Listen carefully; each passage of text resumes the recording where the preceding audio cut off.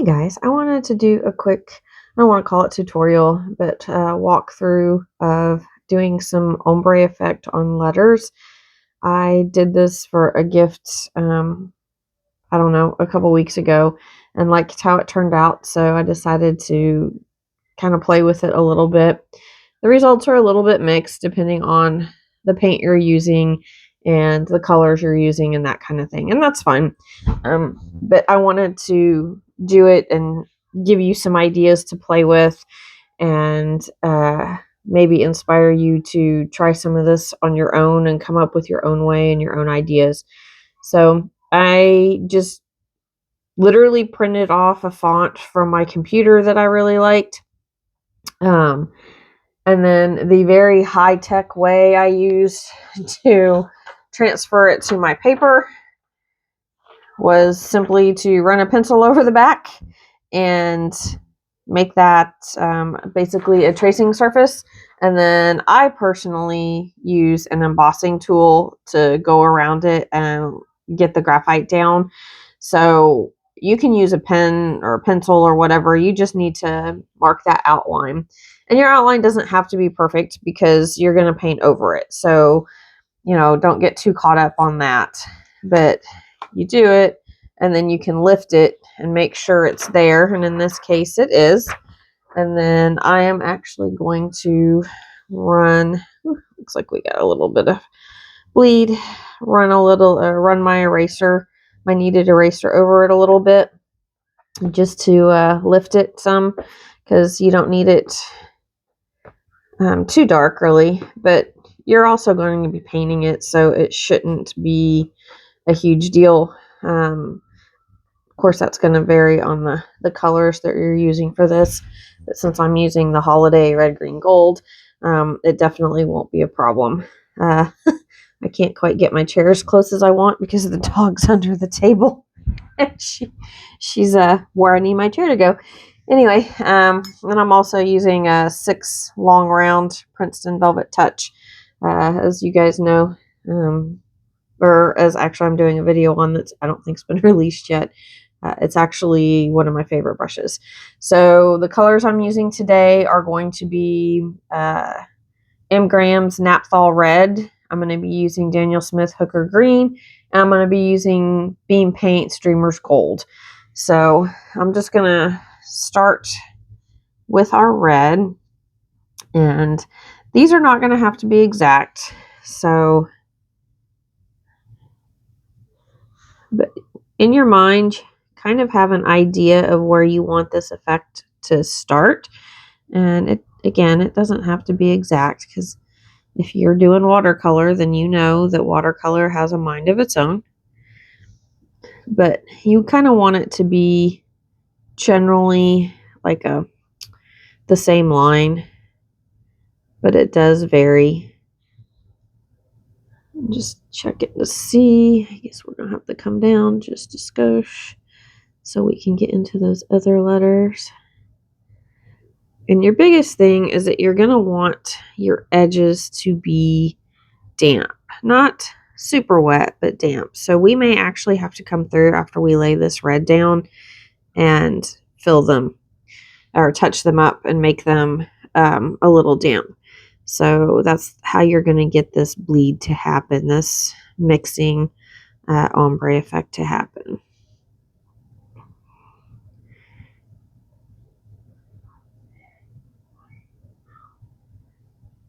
And if it's not exact, again, it doesn't matter, because paint's going to do what paint's going to do. And if you've got some that bleed a little further, then okay, cool.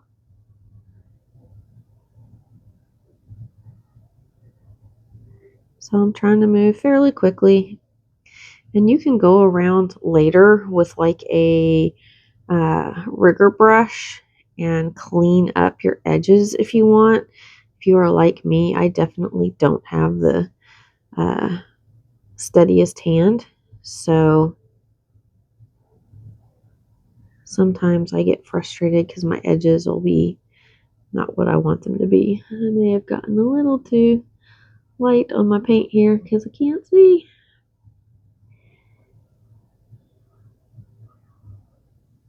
Yep. Can't quite see my outlines.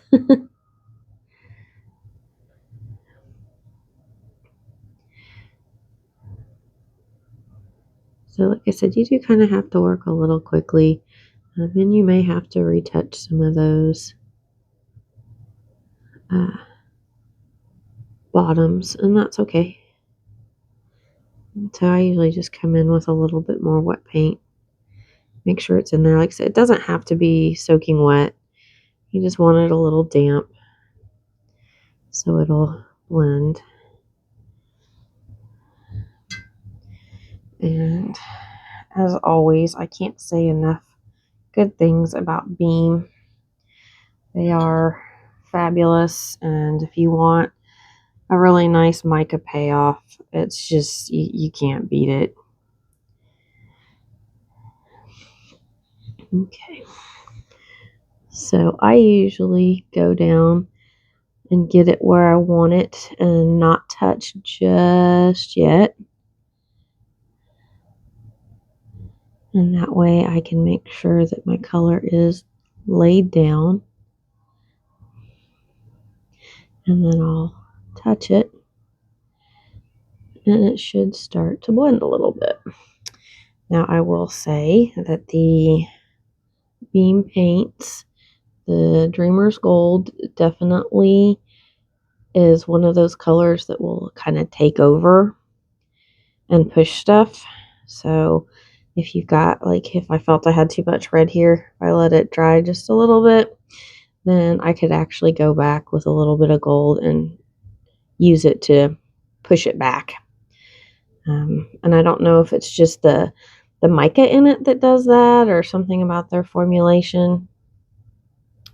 But I did notice that with the gold especially.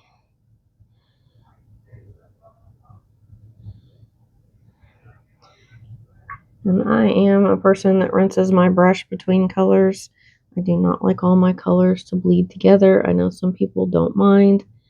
I don't like it. I don't like my colors mixing in the pans and stuff. It ruins it for the next time you want to use it. I may not want red in this next time, so it's just a thing.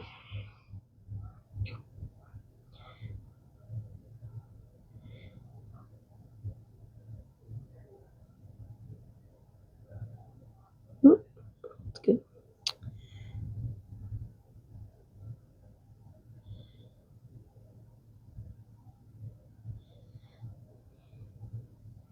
And part of the reason that I like to kind of fill this in first, because I feel like it gives it a true, I guess, bleed. It's not going to be inhibited by where I stopped.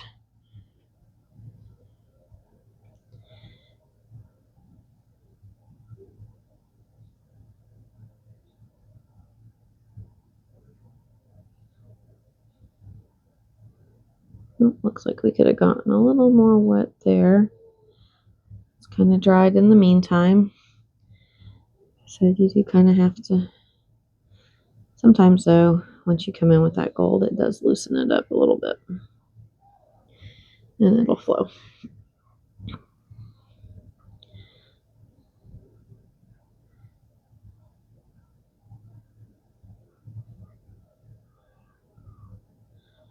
And this, because these colors are very contrasting, the flow isn't quite the same, of course, as if you use colors that are a little less contrasting.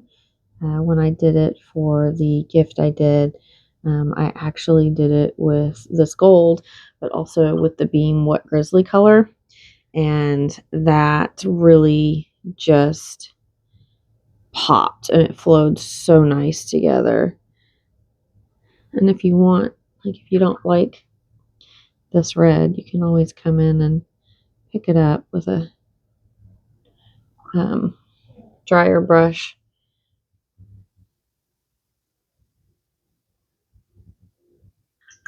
And just pull it out. It doesn't have to stay. It's like, I feel like that's one of the really nice things about watercolor. And then I'm going to do it opposite over here. And I'm actually going to use the gold first. I may regret this. I haven't actually done this like this before, so I may end up regretting doing it this way, but let's see. So you guys know I love beam micas. And I think this is a perfect example of why. I know there's so many watercolor metallics that are just kind of disappointing, truthfully. You know, the payoff just isn't there, or they're very transparent if you're trying to do something. And I don't feel like Beam does that. They're just awesome. Huge fan.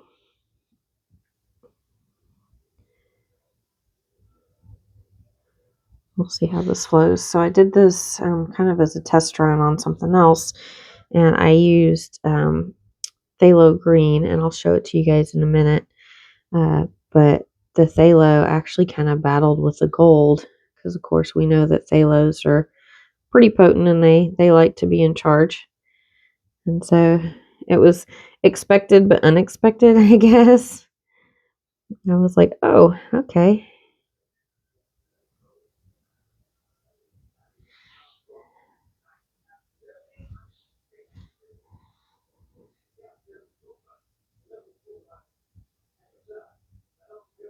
And so I did a little better with my lines. I can see them a little better up here.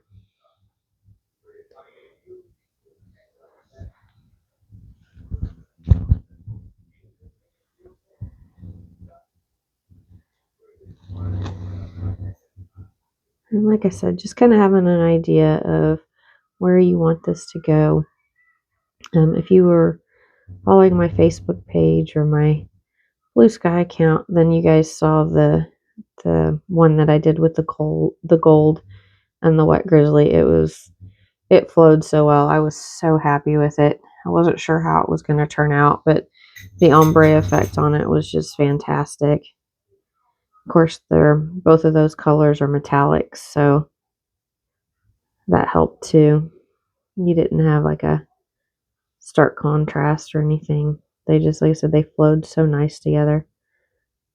I was pretty excited with it. I'm going to go through and just touch up a little bit. Make sure we're still a little damp.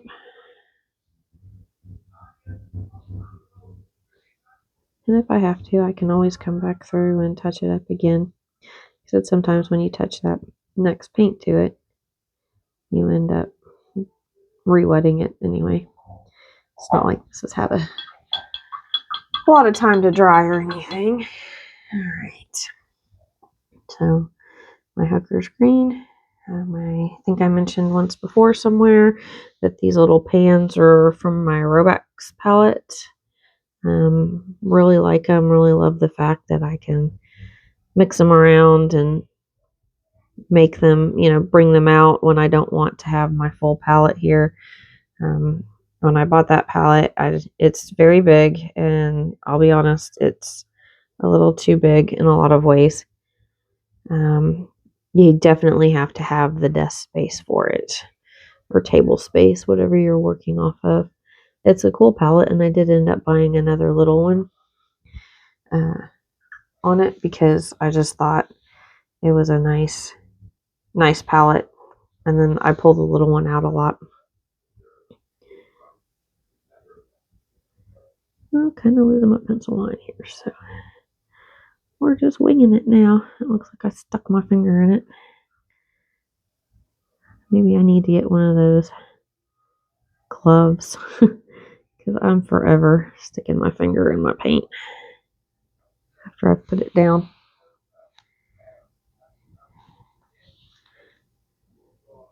And like I said, you don't have to be exact on your lines,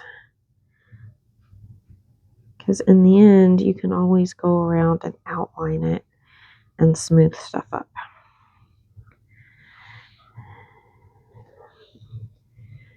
And I'm going to actually create this little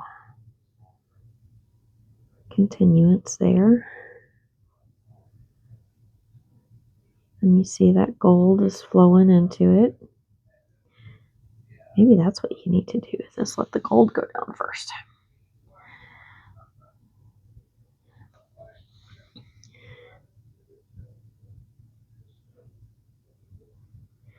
I also try to pay attention, like when I know I have a lot more paint on my brush, I try to go to a thicker section so I know that it's not going to overwhelm one of the thinner ones. Okay, and it looks like I'm going to have to come back with my gold here because it's definitely, there we go. I'm mixing a little in here now. Some of this gold. Here we go. Just going to come through and wet these again.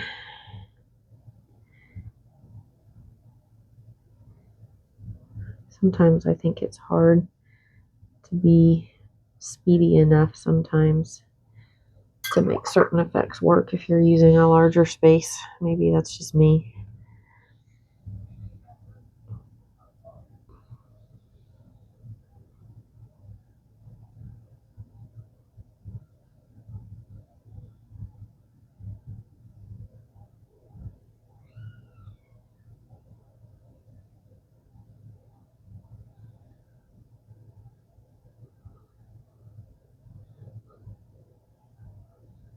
You want it to be wet enough to let the colors bleed, but not so wet that it goes too crazy. Like I said, if you have to come through and get it started here, you can do that. That's fine.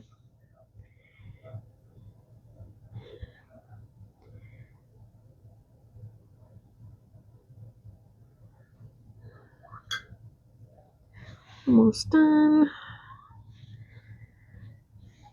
Let's see. I'm going to do that because I got quite a bit. I'll come around. I really like these brushes because the long rounds have that just nice point and they hold up to pressure really well. I'm not always the lightest touch. I write the same way where I tend to press hard, I guess.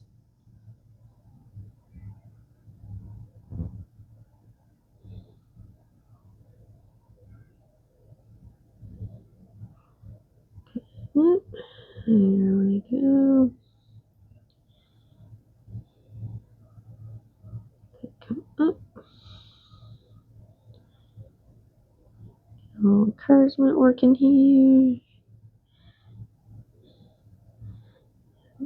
Let them interact with the new kid, as it were. And then almost done.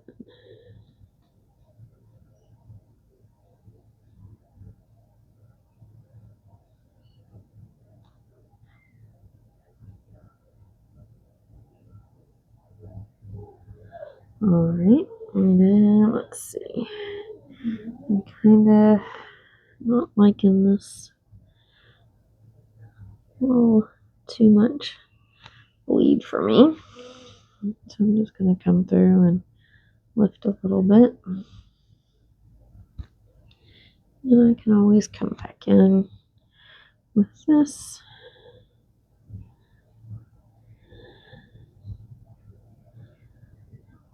Come in for some of these. Just to get them to mix. And of course, the mica shows up better after it dries. So I'll probably toss a heat gun on this for a second and show it when it's done.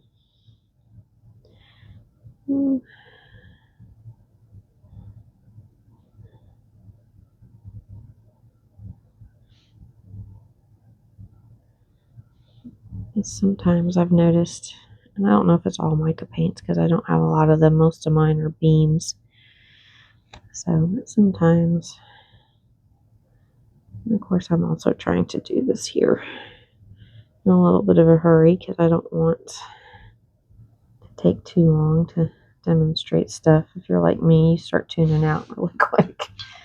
Hello, ADHD. All right.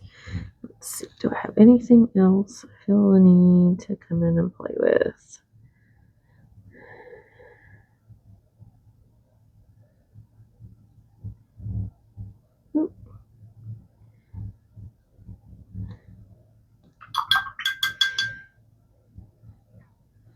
And so you can see in the red how we're getting a lot more of that, even in some of those places where it was really wet and super red.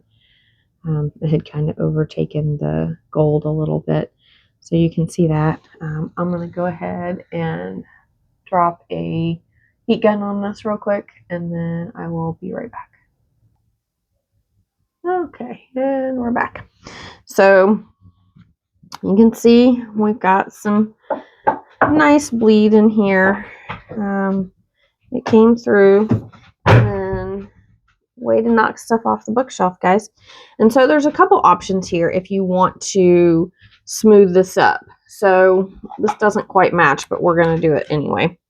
So you can use, if you've got a metallic pen, and you can bring it like this and smooth up some of this stuff. I mean, you could use any, if you've got like Posca pens or something and you've got matching colors or colors you just like, then you can do that and you can use those to smooth up your edges. Because like I said, I am not a super steady hand. So, and I know this, that's probably why I will most likely never paint super realistically, because I am just not a steady enough hand for it. I so admire the people who do it because I think it's freaking amazing, but I just don't see myself being one of them.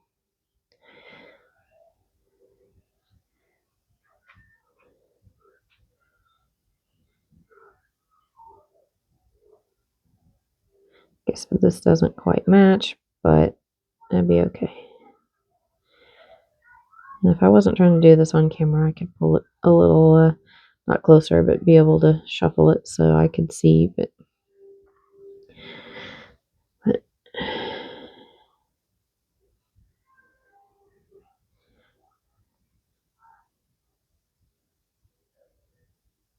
yeah, I think I had a spot. It doesn't feel quite dry near my hand. So I'm probably going to smear it again. Nothing new there. Yep, smeared it. That's okay. Thankfully, this is just for show.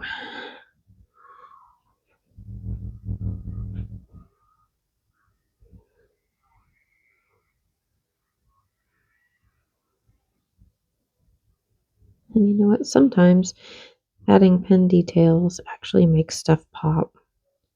That's something I've learned from Andrea Nelson. I've learned a lot of things from her, but that's something that she always says pen makes it better. And sometimes it actually really does. In fact, a lot of times, adding a little bit of pen will give you the effect that you're going for when you might have had trouble with it.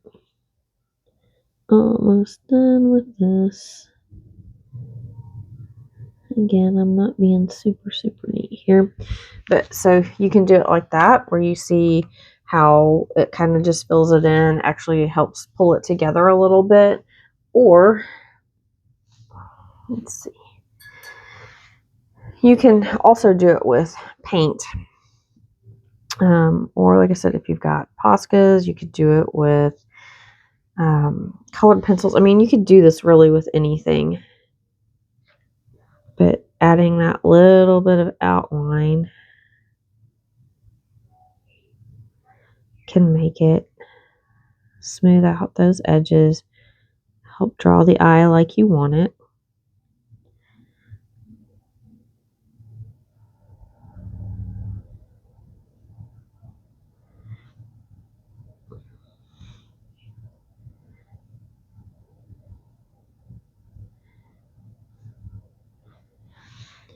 And kind of, I guess, lead the attention, for lack of a better. And if you don't know, a rigger brush is really good for people like me who don't always have the steadiest hands it actually can help you smooth that and help you get that nice straight smooth line. So I haven't used a rigger brush a lot, but I've gotten into using it a lot more. And I have a couple of them now. I have one that's a lot bigger that I got with my Rosemary and Company set. And I do use it. And then I just recently got this one that's a lot finer.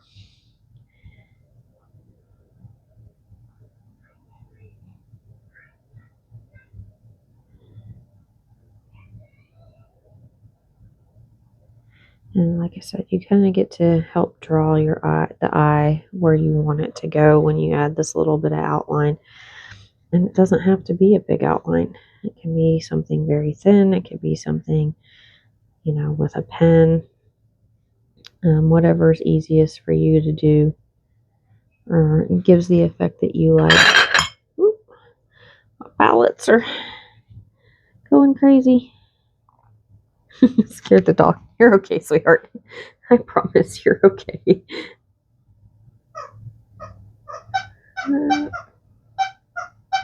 So in case you guys haven't gathered, my dogs love to play when I'm trying to record. It's very cold out here, and today it snowed overnight. We have several inches on the ground, and my dogs are from warmer climates, and in fact 2 of them had never seen snow before a couple weeks ago when we got the first small snow here. They are very unimpressed and not interested. So normally this time of day when I'm home, they go outside and play. Ooh, that's a little too much. But they went out for a few minutes and then we're like, yeah, I don't think so. Thanks, Mom. And you could even dual tone this on the lines if you wanted. I'm not patient enough for that by any stretch of the imagination. I'm going to pick up the gold in a minute and do a couple of them so you can see that and then call it. I'm pretty sure that the gold Posca pen I have is also a little too bronzy, a little too, I guess, more antique gold than the Streamer's gold paint that I used.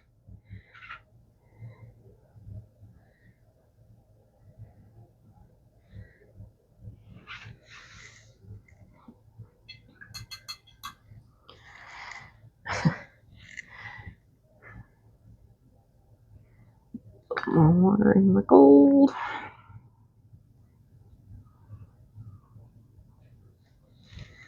Said I'm always a huge fan of these beam paints. I just think they're gorgeous. I don't actually own the whole set, but I own most of them now.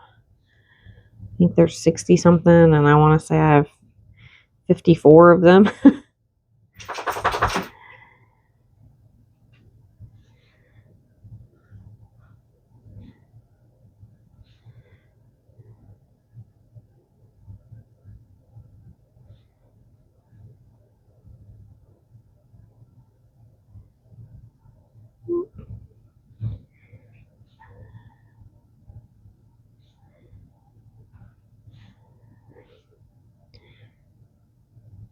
So doing this kind of, I guess, lettering would be nice if you do a lot of like cards and stuff, or you want to do cards.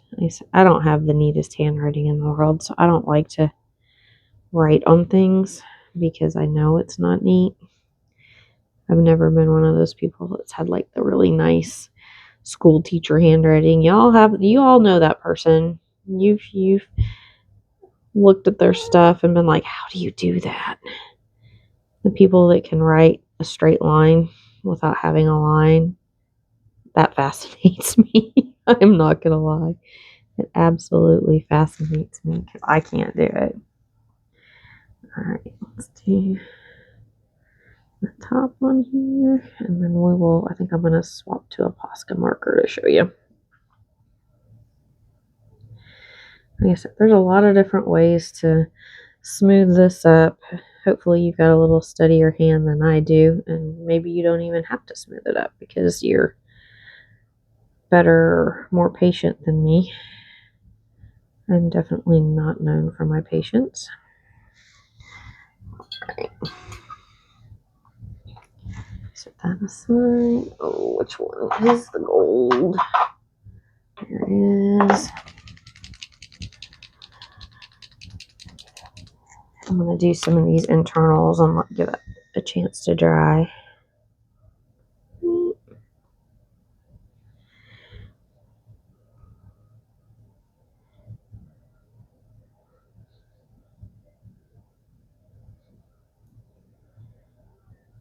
And so you're treating it the same way, but it's definitely a little easier to do with a pen. Let's see. I'll just do this.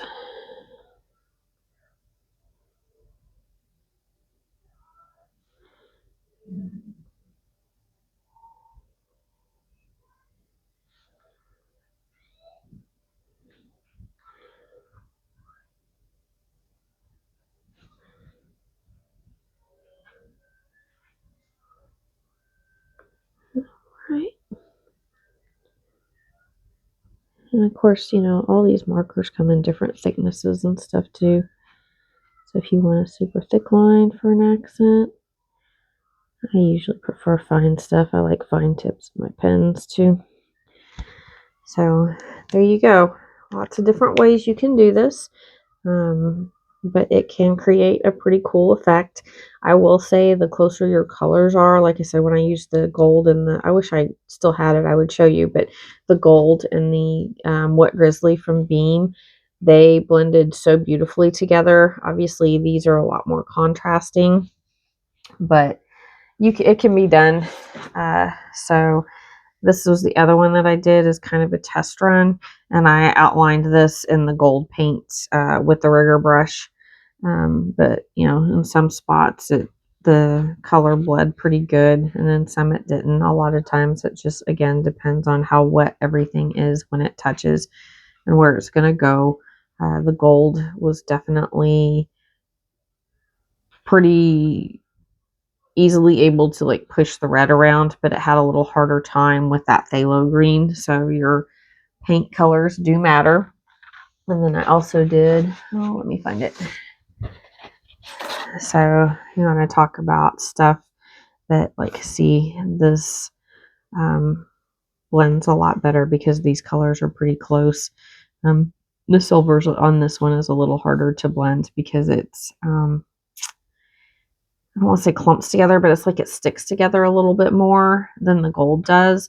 But I outlined this, I think, with Posca. I don't remember if this is Posca or gel pen. I think this was gel pen, and then I left these unlined and did this color is what this is. And so I just kind of let it blend through. But you can see, especially on these two metallics, how well they blend together. So just kind of an idea for you if you want to give it a go.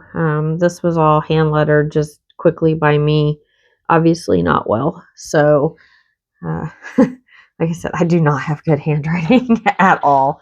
And then I also did this one to just play with it and show, you know, you can add a lot of different outlines and make it work. So, you know, don't be afraid to try stuff like this, or, you know, try the lettering.